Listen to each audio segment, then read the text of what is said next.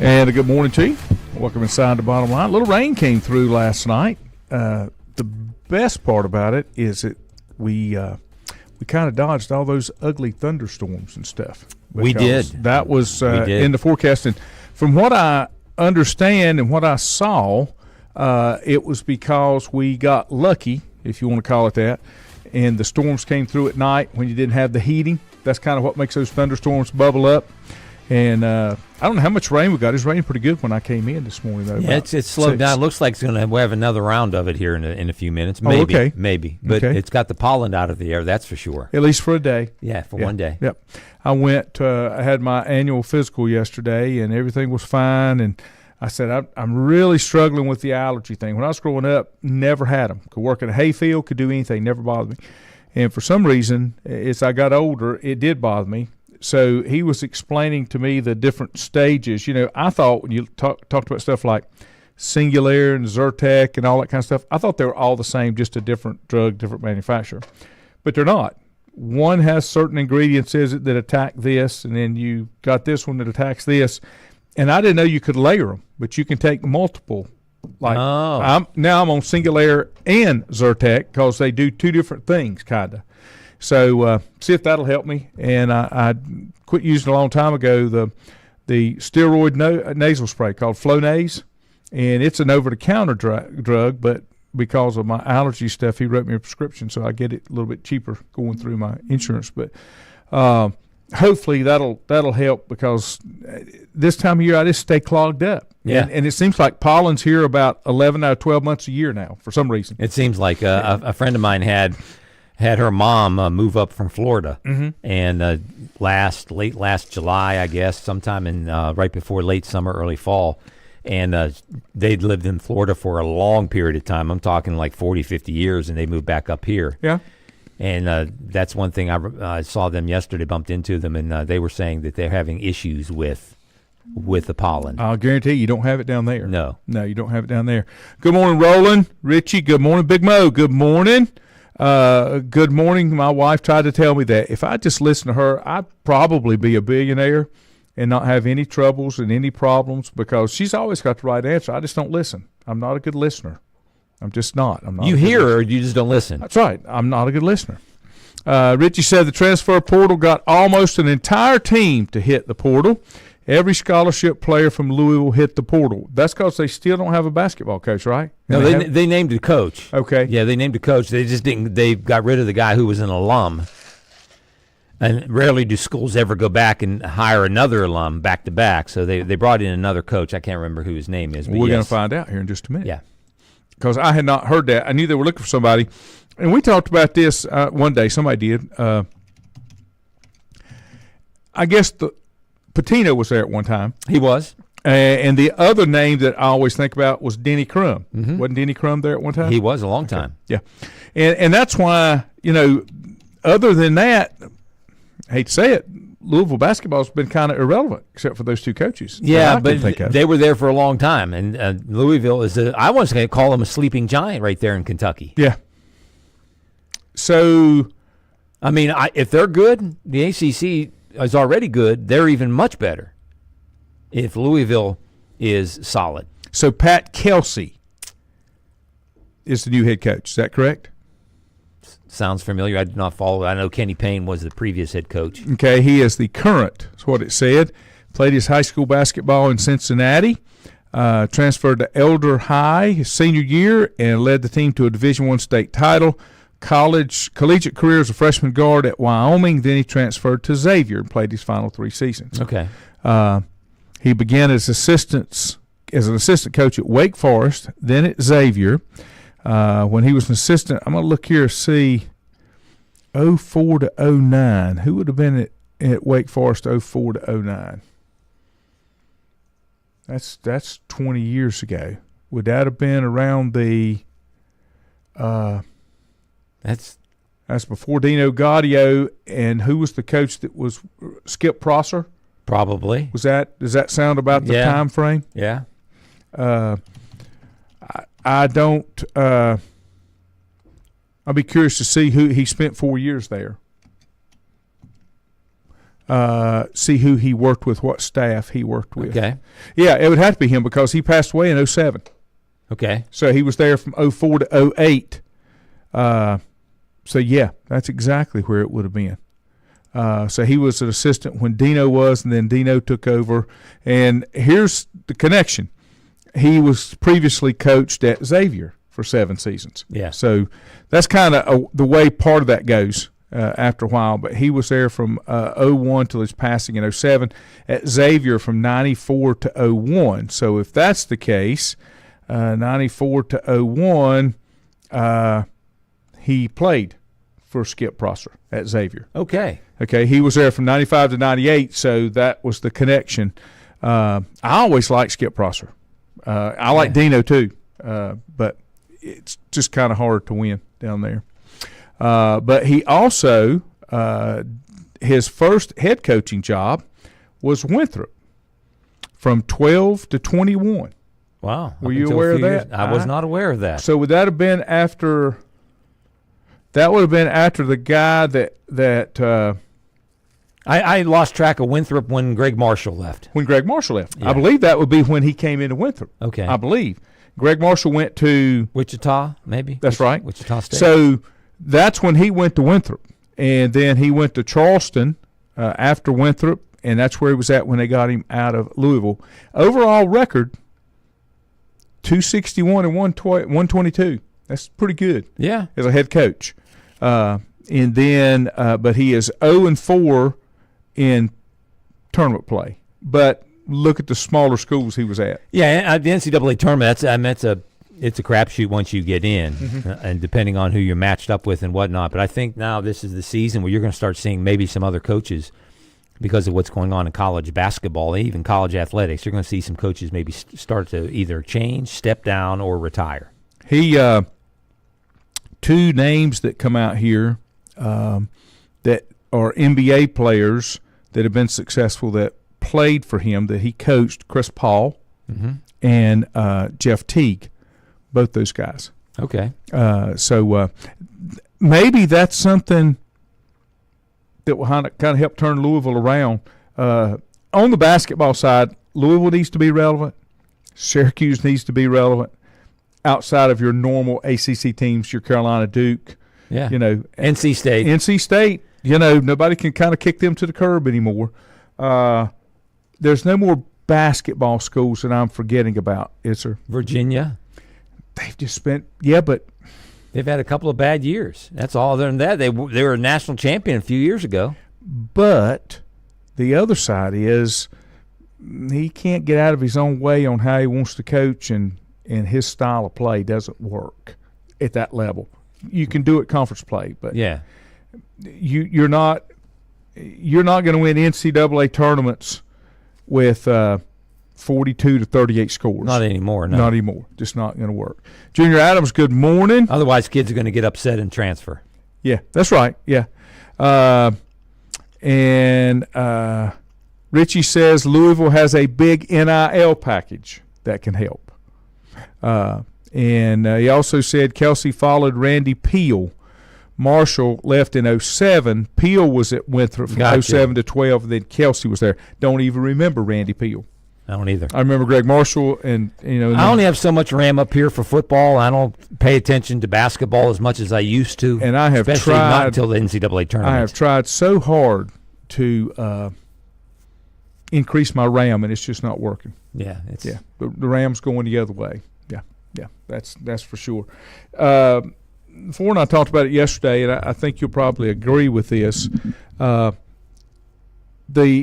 You're starting to see, as if you didn't already, but it's really becoming prevalent now, teams that have maturity, teams that have players that have played multiple years in college, and especially teams that have the continuity of players that have been together for a number of years, not just transferring in and out like they do.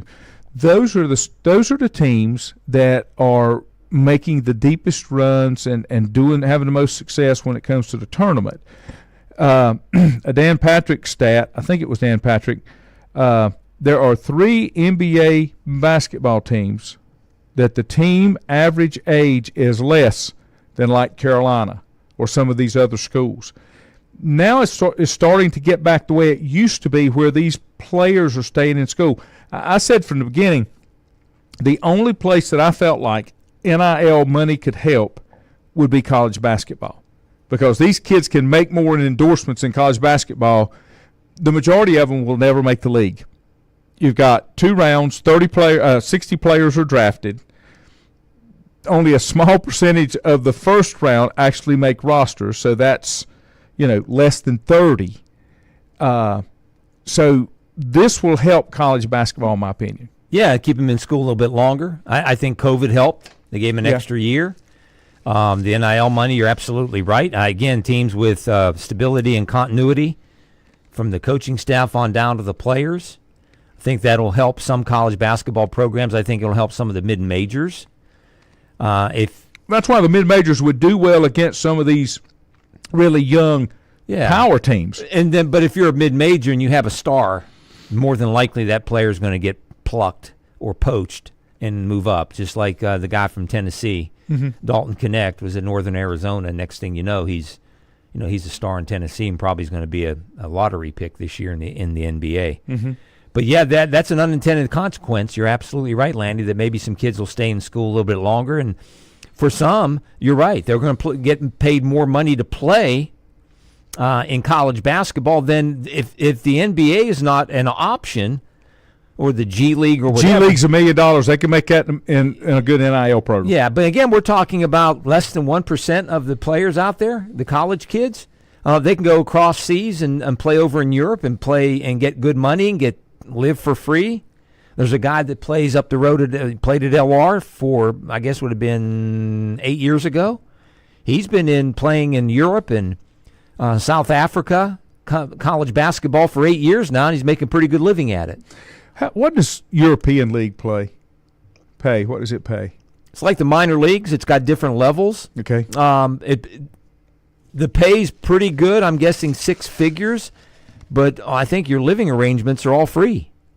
So you don't have to worry about apartments or anything like that. I guess you stay in a compound that everybody else stays in, and maybe the longer you play there, the more money that you can make. And but right now, just talking and hearing people say that it's been 6 figures maybe. I got it right here. Typical player, okay? EuroLeague typical player, they range from 150 to 5.4 million. Okay? Team budgets and salaries are about 3 to 22 million a year. Most commonly reported salary is 4 to 800,000. Okay. The lowest is 150. That's where they got that from. And that's probably the different league, right? A different level, like the minor leagues. That'd be like, I'm guessing, yeah, A-ball, double-A, that kind of thing. Yeah. Because I don't really know how it works. But I mean, you make $400,000 or $500,000 you're not going to make that over here. Unless you're a lottery pick or a first-round draft pick. Average salary in the G League, the minimum is $953,000. Where's that? How do they generate the revenue for that? I mean, no TV contracts, but they're being supplemented by the NBA teams, are they? Yeah, not? but where's the NBA teams getting their revenue from? Ratings are down. TV's the only thing I can think of. So when you look at that, there's where I say the NIL helps, because you can make much better money staying in college. Yeah. And better basketball. I mean, let's just be honest. It is. But if you're looking at staying in college, what percentage of those kids? We're looking at, 50 kids in the whole country? Mm-hmm. And how many thousands and thousands of kids play Division I or... There's 360 programs. Yeah. With an average, let's just say average 15. Of 10. 10 or 15.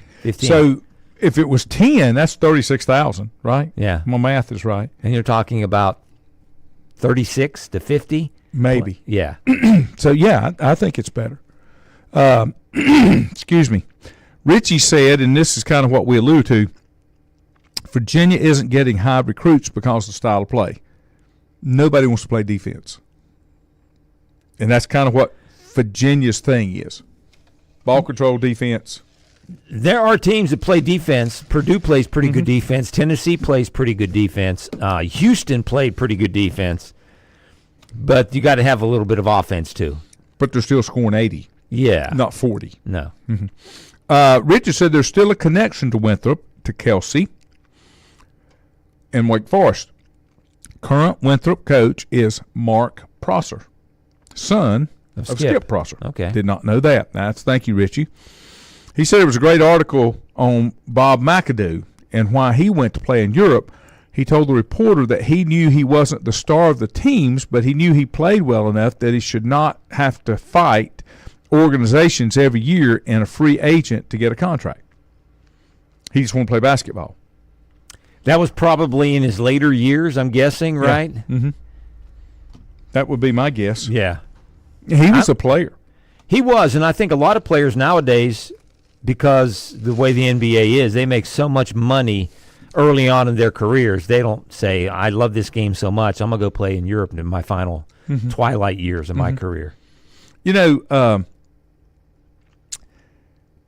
and I don't know exactly how the NBA contracts work, but one of the things I think that hurts the number of players that get in, the Players Association has now kind of got it structured so that it's hard, and the reason they don't bring straight out of high school players, because they're trying to give these guys that play limited minutes, they're veterans making league minimum, but it's still $4, $5, $6, $8, $10 million, but they play very little and don't have nearly the skill set as they could bring a kid in to play. But the association the Players Association has kind of got it set up like that to kind of take care of the veterans before the young kids come in. Yeah, I mean, it's like that in all the leagues right now. The players that are veterans or seasoned players, they have it much better than the rookies. There's no middle class in any of the professional sports anymore. Let me take a break. We'll switch to something else. We'll be back in a moment. Whether it's a sit-down meal or a call-in for the drive-thru, Brookwood Cafe and Catering is the answer. A variety of meats, vegetables, and desserts cooked daily, or a hot sandwich from the grill, they have what you're looking for to satisfy your taste buds. If you need catering from 5 to 500, Brookwood has you covered as well. Stop by Brookwood Cafe and Catering at 202 Providence Mill Road in Maiden. Don't forget breakfast daily till 11 a.m. Open Tuesday 6 a.m. to 2 p.m., Wednesday through Saturday 6 a.m. till 8 p.m., and Sunday from 7 a.m. to 3 p.m. Call 828-428-8944 to place your order today. If you ask around, you'll find Burke Mortuary has a reputation for excellence and commitment to value. They've built a reputation of trust for more than 35 years. Burke Mortuary is proud to offer personal attention, meaningful tributes, and the area's most affordable prices. They're also proud to offer you beautiful, state-of-the-art facilities. It's the perfect place to honor your loved one. So when choosing a funeral home, the choice is easy. Choose Burke Mortuary with locations in Maiden and Newton. Covenant Church began as a vision of just over 100 people in 1984. Since then, Covenant Church has grown and currently located at 2168 Gastonia Highway in Lincoln. The Sunday schedule includes early morning worship at 8:30, Sunday school at 9:45, and morning worship at 10:45. Their ministries extend beyond Sunday. Visit their website at www.covenantchurch.church to see all they have to offer, and better yet, stop by and see for yourself. Covenant Church may be just what you're looking for a new church home. First Federal Savings Bank has been serving Lincoln County since 1940. And as it has been from the beginning, customer service is a priority to First Federal Savings Bank. They want to get to know you by name. First Federal Savings Bank has the convenience, the products, and the services that the larger banks have, but with hometown people that you see throughout your community. Stop in and visit one of their 4 convenient locations and see what First Federal Savings Bank has to offer you. Member FDIC, an equal housing lender. Untangling your headphones, finding the right remote, saying goodbye to your favorite shirt that hasn't fit in 10 years. Why are simple things sometimes so complicated? Thankfully, with Auto Owners, insurance doesn't have to be one of them. Auto Owners works with independent agents who live in your community and answer when you call, so you can worry about more important things, like finding a new favorite shirt. That's simple human sense. Call Mooney Insurance in Maiden or East Lincoln Insurance in Denver or visit mooneyinsurance.com. Have you thought about when you would like to retire? One of your major assets is planning for retirement is time, and you lose a little of it each day. The longer you wait to start accumulating capital for retirement, the harder it's going to be. How should you plan for retirement? Start by calculating approximately how much capital you will need at retirement, then estimate how much you will have to put away each year. Finally, carefully choose the investments in which you will invest. Stifel Nicholas can assist you. Call 4Rembert today at 828-624-7300. Stifel Nicholas, member SIPC, and the New York Stock Exchange.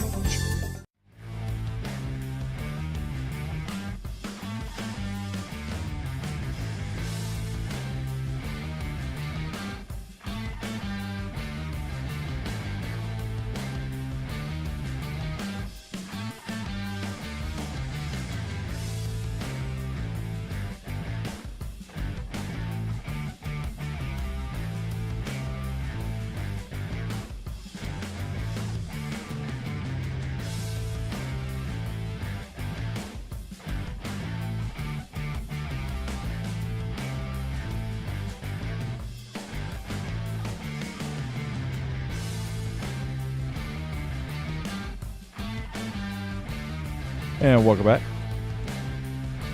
We had a little, I guess it's not breaking news, but give us your scoop on Bronny James. Oh, yeah. I mean, friend texted me the information, but I heard it coming in this morning as well that LeBronny James, the son of LeBron James, or Bronny James, is in the transfer portal.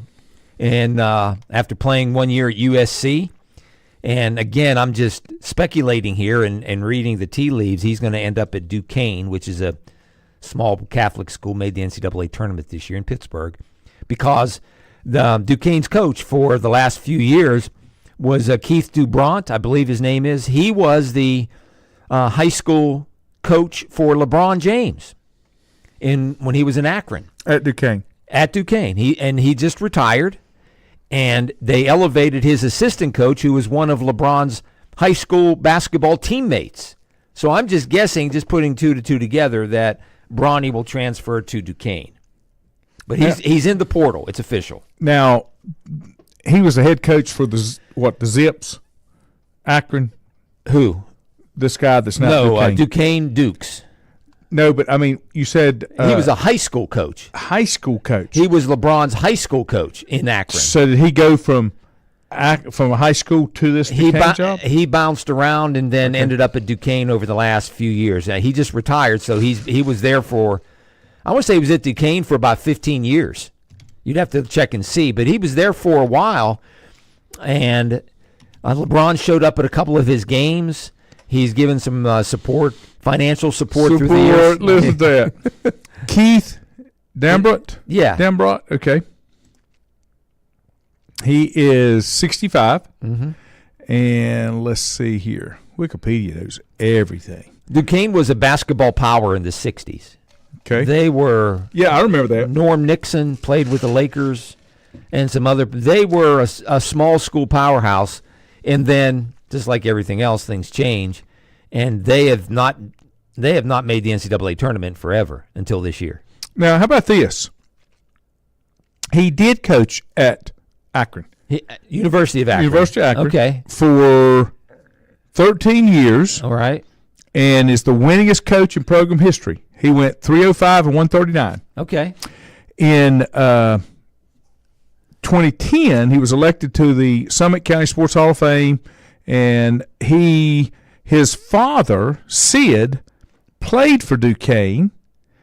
And when his father was on that team, they were ranked number one in the nation from 1952 to 1954. They were a powerhouse. Yeah. His uncle played basketball for the City College of New York, and that's a different. Who is that now? It's a different name. God. Said that the City College of New York, the only school to win the NCAA tournament and the NIT in the same year. Maybe that's why I remember it. Maybe. And he was the MVP of the NCAA tournament and the number one draft pick selected by the New York Knicks. He was 7th overall in the 1950 NBA draft. Now, if you're back to Bronny James now, if if you want to go to Duquesne, you're going to pick Duquesne. He can get out of the limelight and maybe resurrect his career. But why would you go to Duquesne besides the fact that your dad knows the coach pretty well and would be maybe get some NIL money? Dad could fund him. Well, it. Here's the thing. There's going to be other schools. One of the statements that you just made, well, that's to get LeBron's money. Yeah. One of the statements that you just made cannot happen.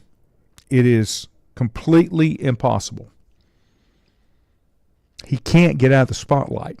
He's still LeBron James's son. Yeah, but he can get out of wherever he goes, he's going to you'll be able to get the pulse beat every day. I don't care where he goes.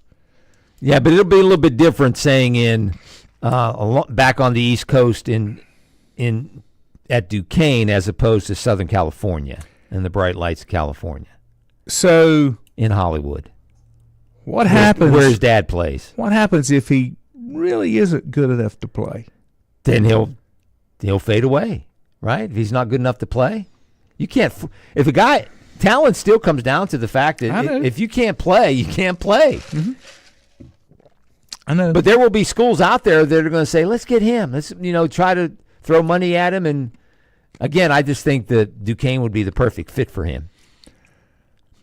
The money angle's not going to work because he doesn't need the money. No. He's looking for a place that he can go play, start, and develop. As they say nowadays, be the best version of himself and develop.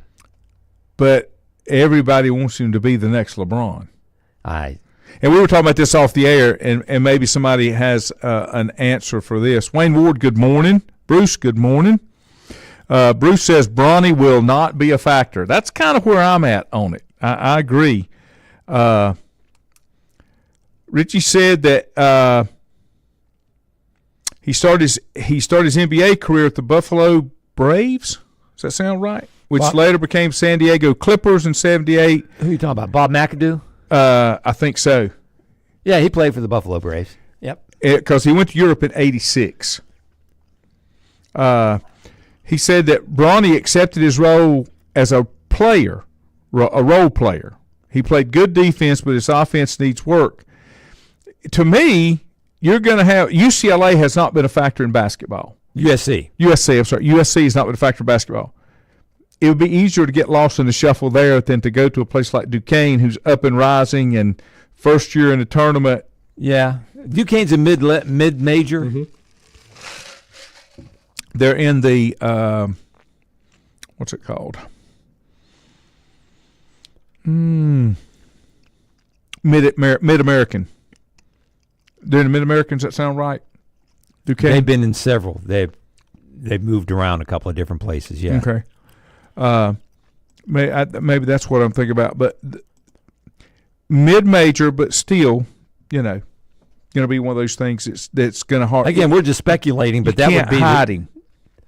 He could be hidden a little bit better there as opposed to another school. I agree. It'd be interesting. I mean, he's not going to wind up at Kentucky, or he's not going to go to Purdue or Tennessee, or any of the major program. Maybe he'll wind up at Louisville. I don't know. I doubt it. A lot of things are starting to come out. I'll switch gears here a little bit to the NFL. A lot of speculation on how teams are going to move around, and they're expecting a lot of trades and moving and shifting pieces on draft night. Would you agree? It's a lying season right now, between now and the start of the draft. Yeah, a lot of lies are speculated out there. I would, it's funny if you go back and look at the history of the NFL draft. The league used to have their draft in January and February. Mm-hmm. And now we're pushing, late April, early May. And they give these school or teams an extra 3 months to figure out who they're going to draft. And I know that's for publicity purposes and everything. I just think most teams know who they're going to pick. I mean, they've seen the tape from the season. They've seen the Senior Bowl. They've seen the combines. They've seen the pro days. They've done interviews. They should know practically everything about a player that but they they need don't to know. But they don't know whether they'll still be there. Yeah. I think most teams have scouts that they have their only job is to say, you go figure out what the Baltimore Ravens, you think the Baltimore Ravens are going to do. Or people that are in front or behind a team in the draft. There might be, because you always hear the speculation of players rising, flying up the draft boards, like Michigan's quarterback is the J.J. McCarthy. He's the hot topic right now that, he could go all the way up to maybe number 4. And there'll be some trades. I just have a hard time believing that if Chicago's not going to trade, I don't think the Commanders are going to trade. Are you sold on Caleb Williams? I'm not. That's my opinion. Me either. I don't think his game will translate into Chicago in December, in November. Mm-hmm. But I don't know which quarterback does in this year's draft. Okay, Field Yates put out his mock draft for the first 2 rounds about 2 hours ago. Uh-huh. Still got Caleb at the top. He's got the Commanders taking Jaden Daniels, number 2. The Patriots taking Drake May. I'm not convinced Drake May will. He's got the measurables. I'm just not sure. I think if there's going to be a trade, I think it's New England. I think if there's a team that moves up, they'll go in New England's spot, be it Minnesota. New England can go back maybe 4 or 5 spots and pick up some extra draft capital because they, besides a quarterback, they need other stuff, especially on the offensive side of the football.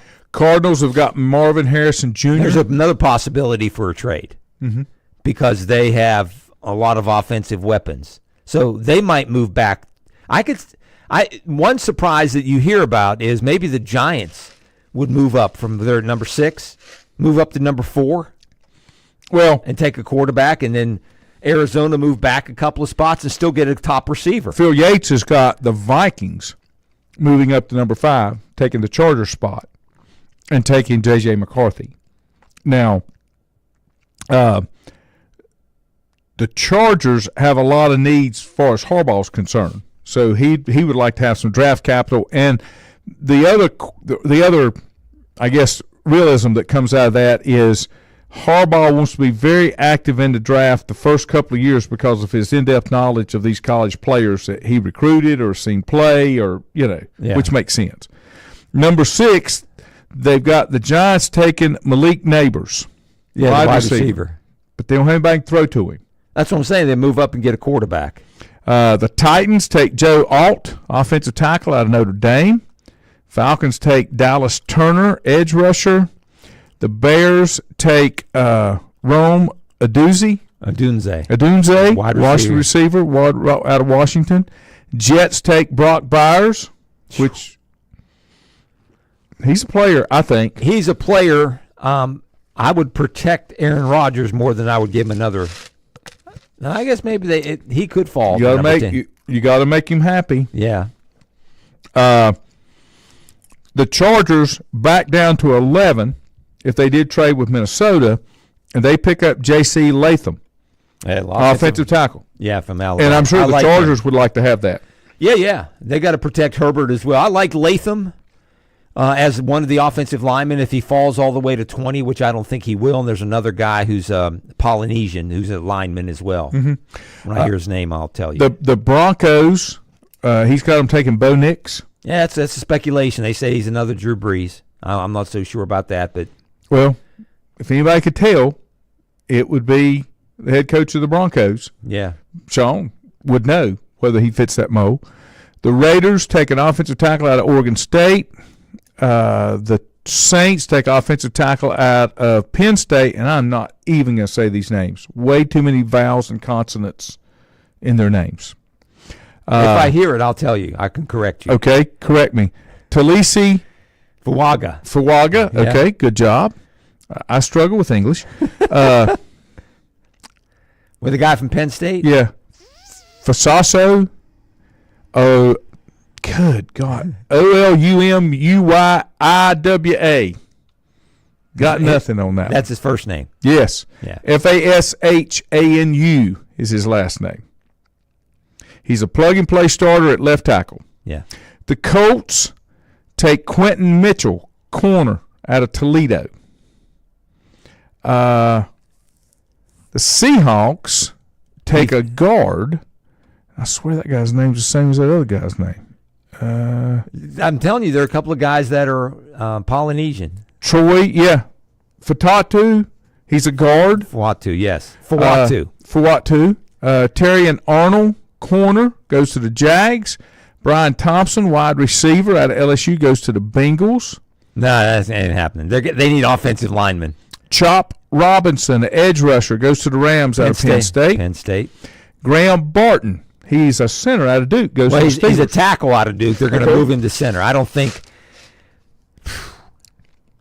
if some of those offensive linemen are off the board, then maybe they go after a center. Okay.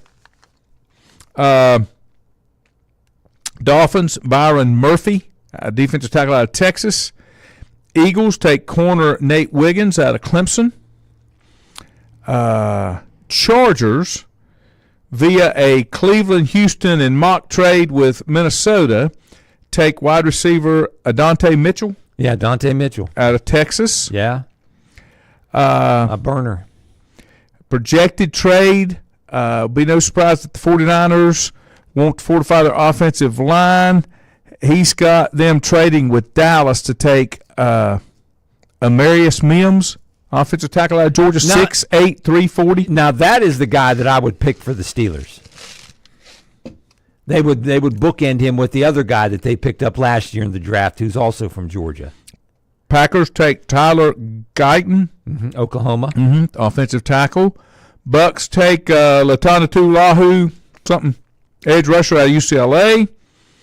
Cardinals via Houston take Jared Verse, edge rusher out of Florida State.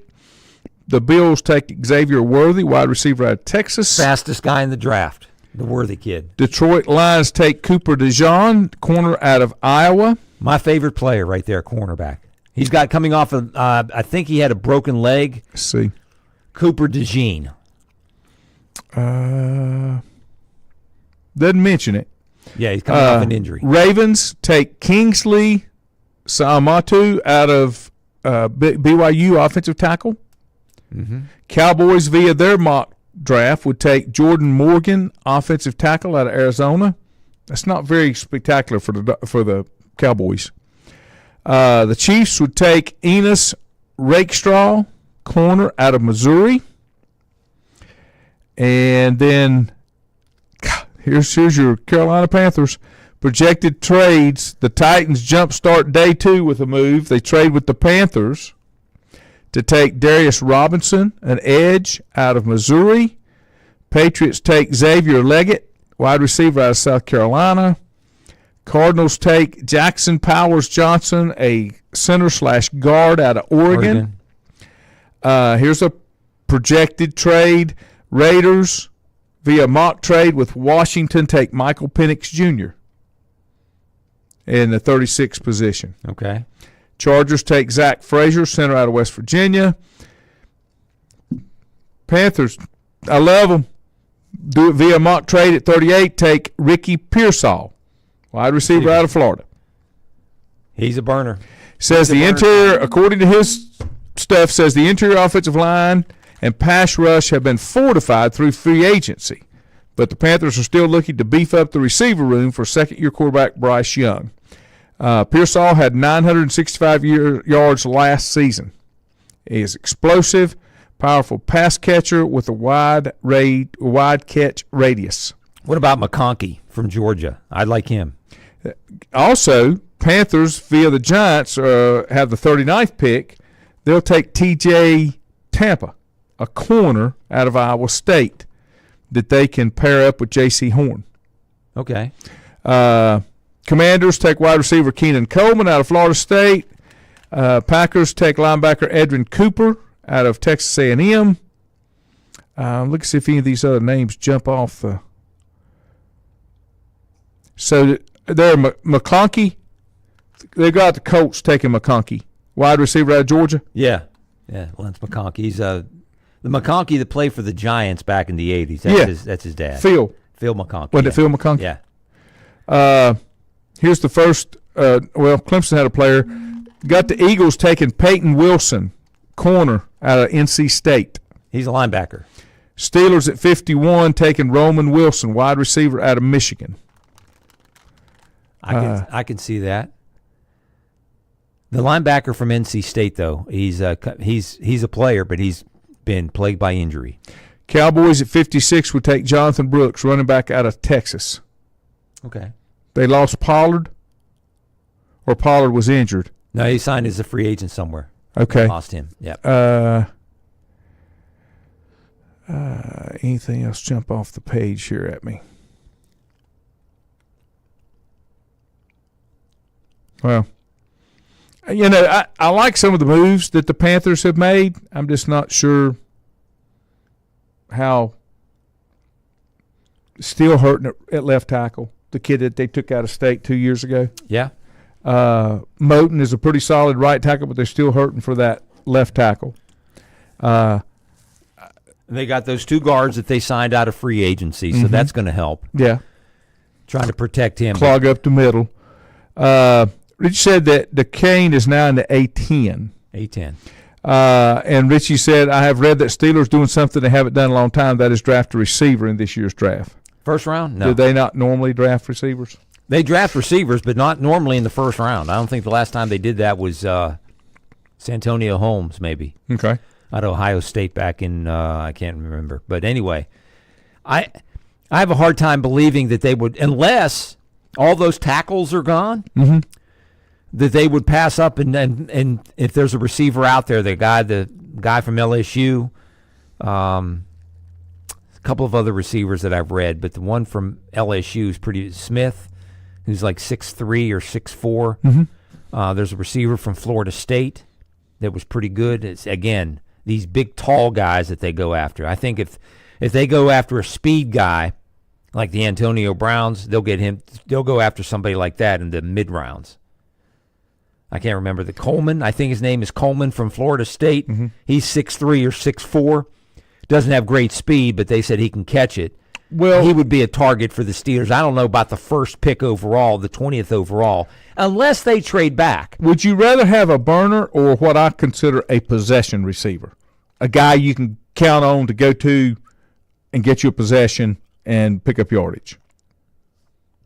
The possession receiver hits me more of the mold of the Steelers than a burner does. Yeah. They're not interested in the big play as much as they are ball control.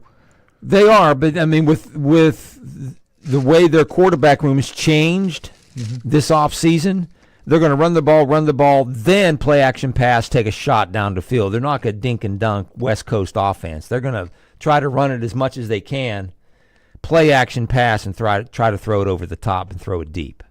I saw this, and I thought this was kind of interesting.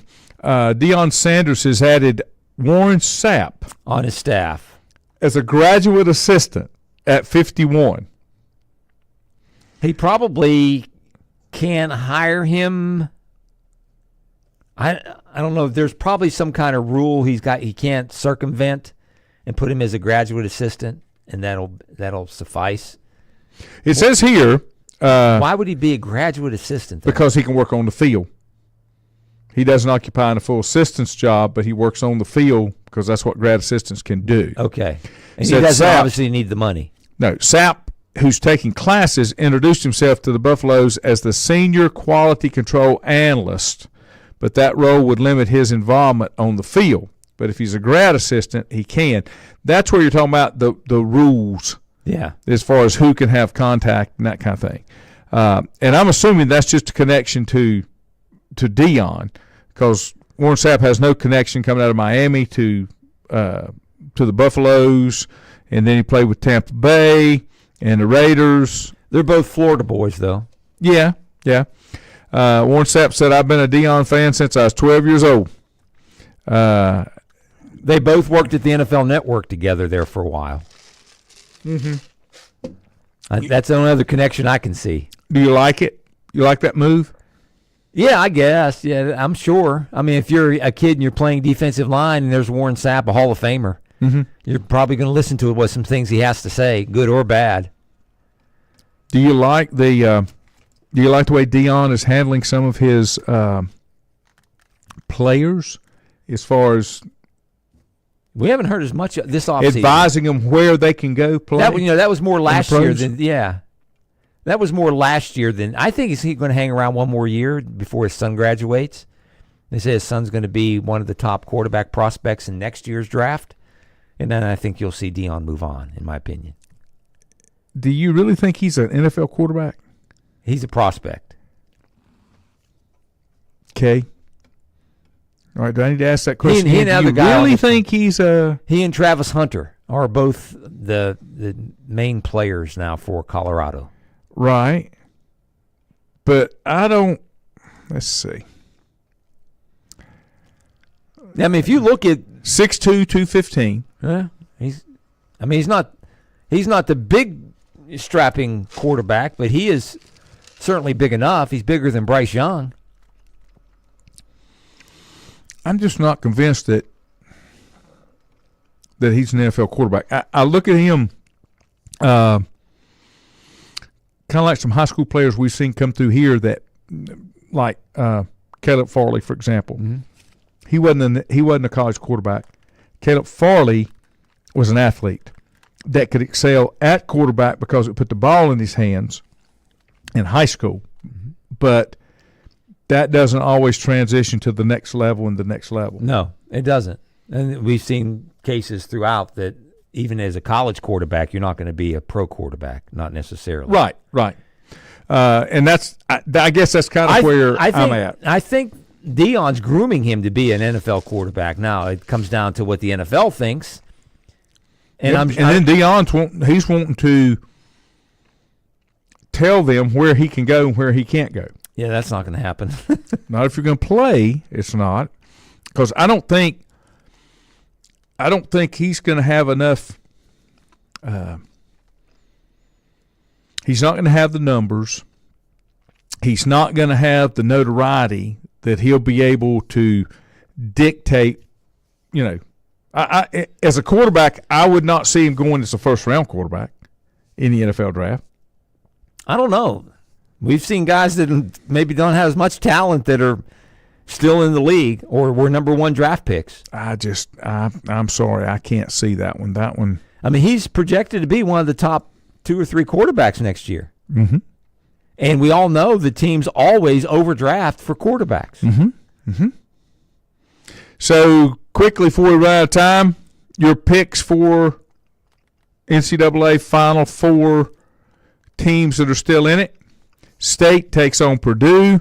UConn takes on Alabama. I would say the favorites, I'll go with the favorites, Purdue and Connecticut.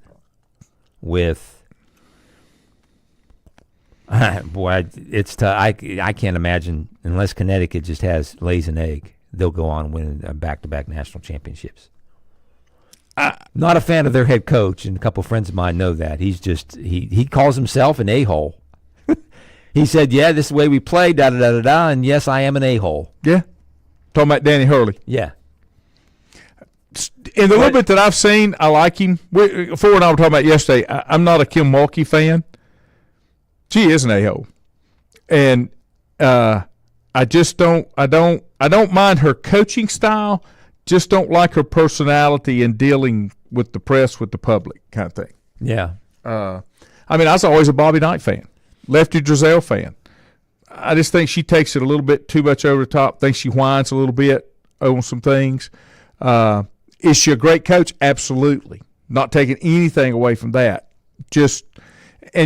Somebody else had made the comment that she has that really hard coaching style of Bobby Knight, a Mike Krzyzewski, really hard. A Pat Summitt. But people transfer to play for her. They know what they're getting when they come in. Yeah.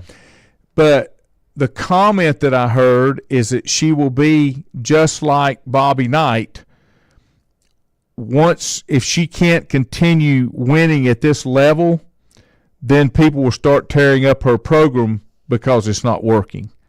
Instead of somebody that's a little more even keel, like Bobby Knight was the same way. Bobby Knight was great as long as he was winning, but when he stopped winning, then everybody wanted to be rough on the way he was rough on his players and those type things. Yeah. And it probably happened with her too. It's funny though that players will go and they'll complain and bitch and whatever about they don't like their coach because the coach is rough on them. But then they leave and go on, and 10, 15, 20 years later, they think, gosh, I'm glad I played for her. Most people do that. Yeah. I don't think anybody can beat UConn. I just think that UConn is just too good. They went on a 30-0 run to start the second half. It was just like they flipped a switch. Yeah. The other thing that I think needs to be said when you talk about UConn is, how do I phrase this? UConn has built a great college basketball team.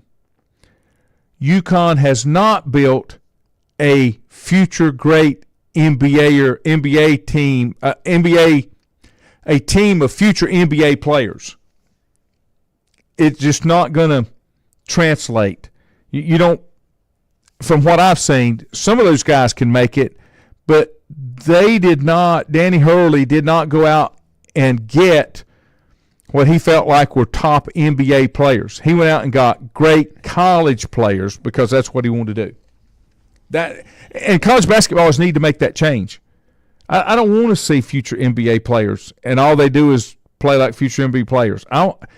The basketball we've seen in this tournament is more old school, more half-court games. And it's reflected, and I wrote some things down before we started the program, and it's reflected in the TV ratings. Right. The Duke-NC State game was the highest-rated basketball game in the last 2 or 3 years. Right. The other day. More than any NBA game. So I think fans are being attracted to the college basketball game now because now they're seeing some players that are staying there a few years, right, and they can recognize them, right? Right. They could pull for this program or whatever because some of those players are there for a few years. And I think it's hurting the NBA, like you said, the age and whatnot, but the NBA is because they became so political and so woke there for a number of years, it turned a lot of fans off. I mean, even women's basketball is drawing record crowds more than NBA games. Mm-hmm. The women's game the other night had 12 or 13 million people. Basketball. Yeah. You're watching basketball. You're not watching run and gun. That's all the NBA is. It's just a full-blown transition game. There's very little half-court offense in an NBA game. It's one-on-one play. Yeah. And you're seeing the thing that impressed me the most when I was watching the games that I watched with the tournament was the number of passes per possession. Now, if they had it open, they would throw it up, but there was a lot of half-court offense per possession that you used to didn't see. I think with the NCAA tournament, you see more and more they value the basketball and value the possessions. Yes. Whereas in the regular season, they know they got a game another 2 or 3 days. They're trying to, I want to tack on or at least make their point system, and they want to score more points and that kind of thing. But I think the basketball is much better in the NCAA tournament because it is the one and done. It is you're playing, you got one chance. And it's not a best of 7. You say, if I have a bad game, we'll go and we'll do okay the next, game 2 or game 3. So, yeah, I think it's a better brand of basketball, women's basketball as well.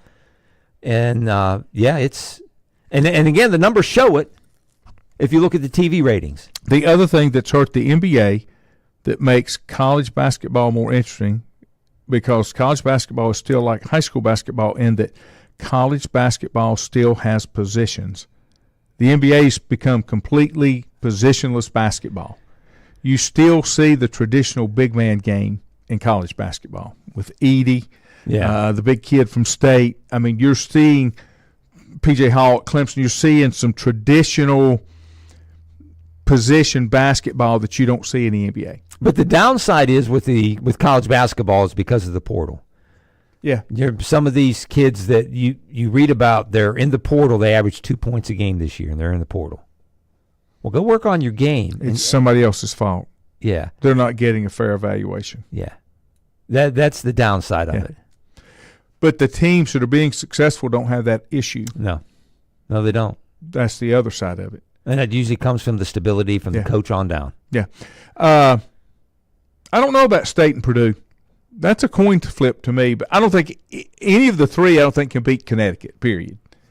Unless Connecticut just completely comes off the rails. Well, they said that 41 years ago about the University of Houston by Slamma-Jamma. Mm-hmm.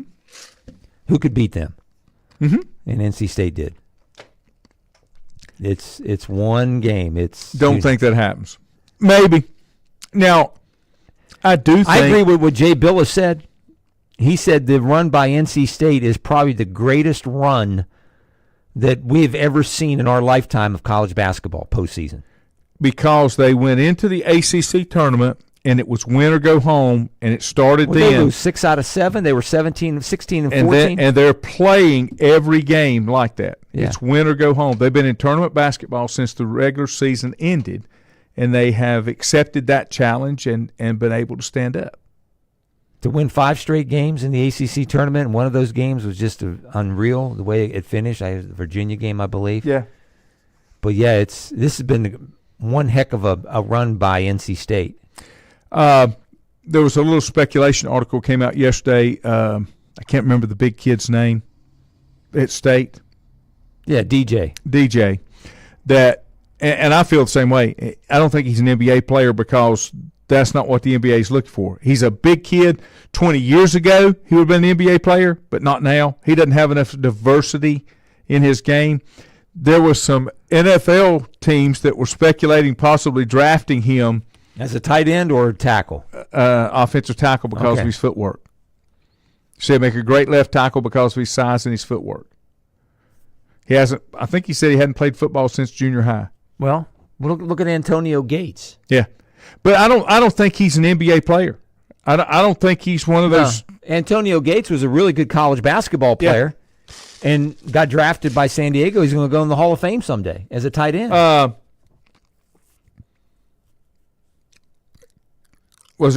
Did Kelsey play basketball? Tight end Kelsey? He played quarterback in college. I don't know if he played college basketball. Maybe he did. I was thinking like there was another player that played college basketball too. Tony Gonzalez. Okay. What else you got on your list before we run out of time? That's it. You good? That's it, yeah. All right.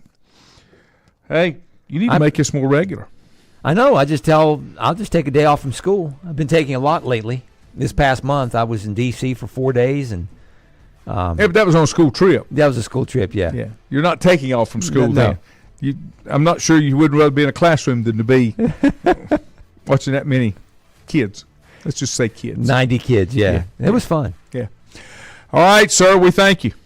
It was always a pleasure, Lanny. We'll see you on Monday night. That sounds good, and we'll know exactly where things are going to be for that big championship game. Yeah, on we'll Monday know. night as well. And we're working on some special guests for Monday, including Landon Dickerson. Okay. We reached out to him and his representatives, hoping to have him on Monday night. Read a little bit about the highest paid guard in NFL history. Duggar. He's got an offer sheet on a tag, but not signed that yet. He hasn't signed the offer sheet. If I read that correctly. Does that sound right to you? $13.8 million. Yeah. No, he doesn't have to sign it until he has to sign it. Right. So he's still looking at options. Yes. At this point. Yes. Yeah. 1 year, 13.8 guaranteed. I would have thought that, well, it would be great for the Patriots if he would sign that, because then they could use him for trade bait if they needed to. Yeah. To kind of get some of it. But, I'm like you. I think he'll stay at New England, at least for a year. I do. Yeah. I agree. All right, guys, have a great day. As far as I know, Mr. Rembert will be back tomorrow. We'll see you.